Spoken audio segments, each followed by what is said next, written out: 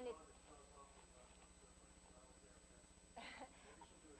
And I'll say that Rothbard-Rand relationship I trace throughout the book and sort of show all the dynamics that went back and forth between them. Pretty interesting.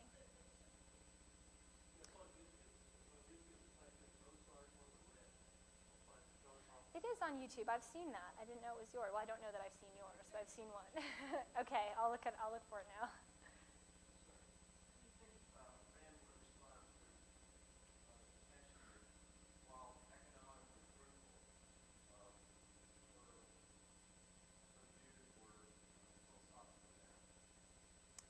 She would shout you out the room, I think. If I were Ayn Rand and you asked me that question, I think. It's interesting. One of the other things I trace in my book is her evolution in her self-concept from the early part of her life where I'm a creator, I'm a writer, I want to create films and novels and plays, to slowly becoming to think of herself as a philosopher. And then this struggle, I'm a philosopher and a novelist, can I be both? And towards the end of her life, she really thought of herself more as a philosopher. And she thought she made very important contributions to philosophy. She might look at your question and say, all of 20th century philosophy, is taking a wrong turn, and your inability to understand my contribution is just emblematic of that. So it's interesting how she kind of had different shifts in her life, and I trace out her philosophy in the book, but that's not my primary concern. I'm a historian rather than a philosopher. But she understood that as her greatest contribution. I tend to think it's her ideas about economics and the state that have had the most historical impact.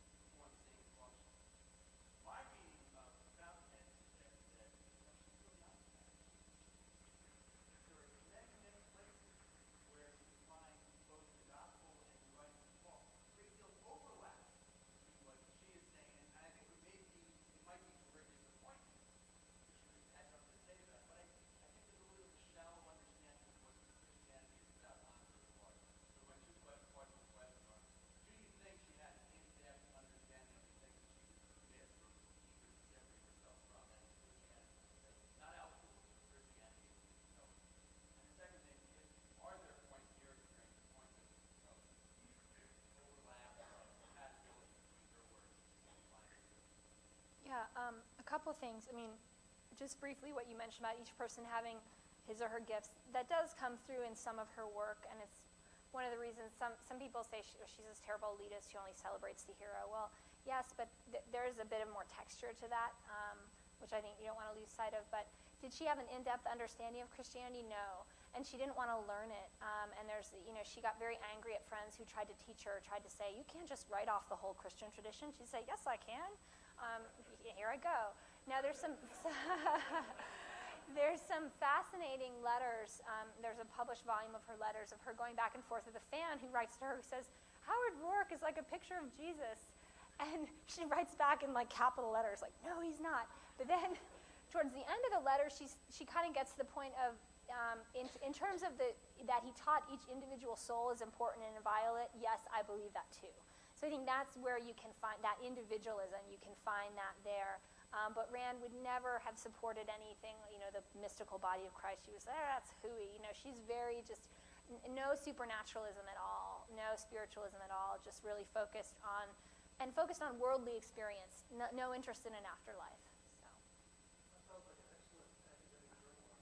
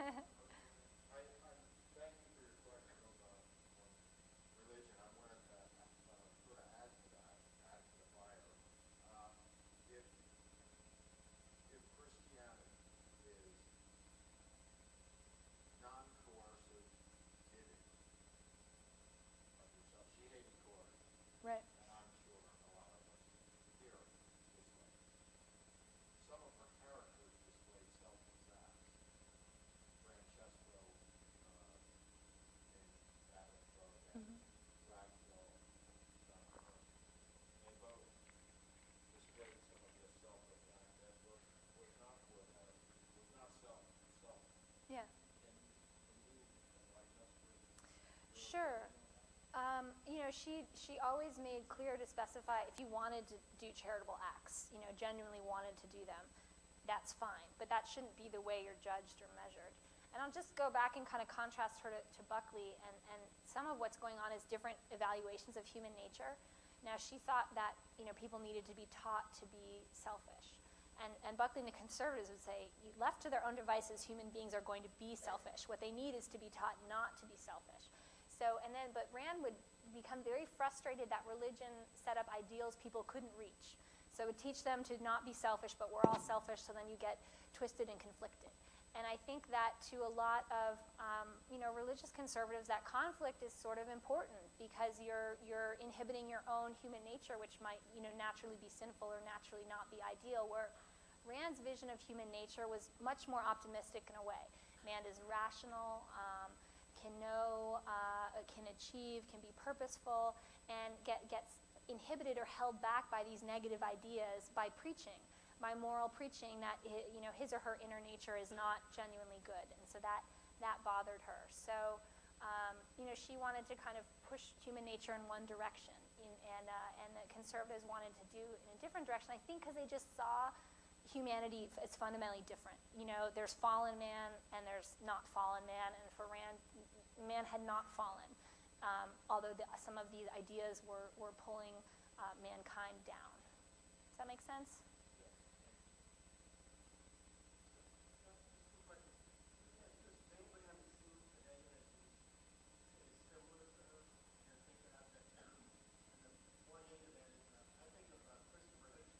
Mm-hmm. Yeah, Christopher Hitchens, the God is Not Great, who's much more on the left, although I think migrating to a more centrist position. Is there anyone on the scene like Ayn Rand today? I don't think there is. If anybody here thinks there is and wants to tell me who that is, that would be great. But she really, it's interesting that she's so popular today because there is nobody fulfilling that role. In other words, speaking to a large audience about complicated ideas in a way that's immediately memorable.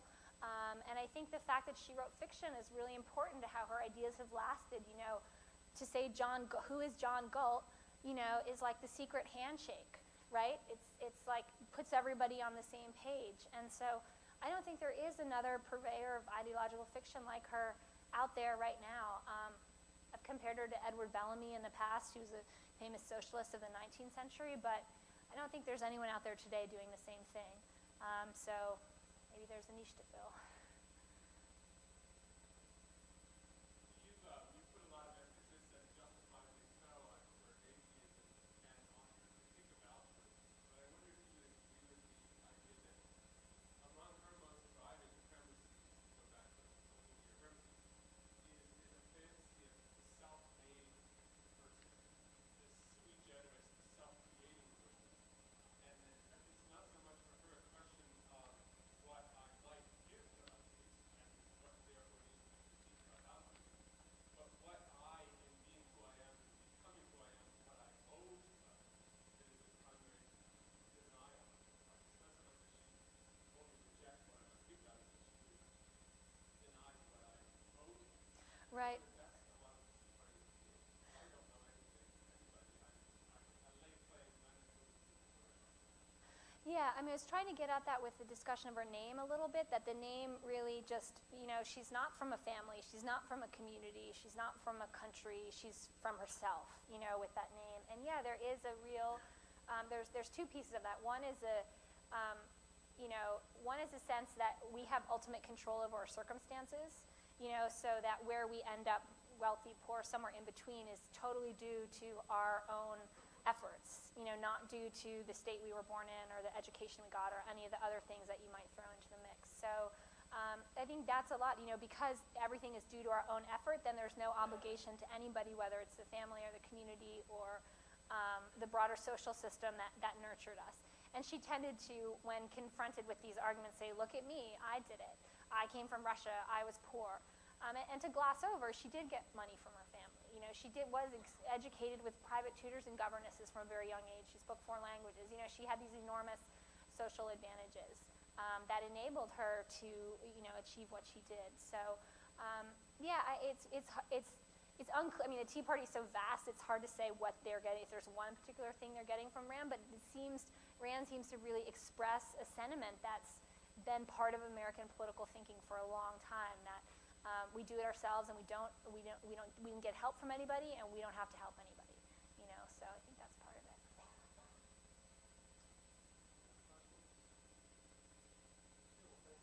Thank you so much.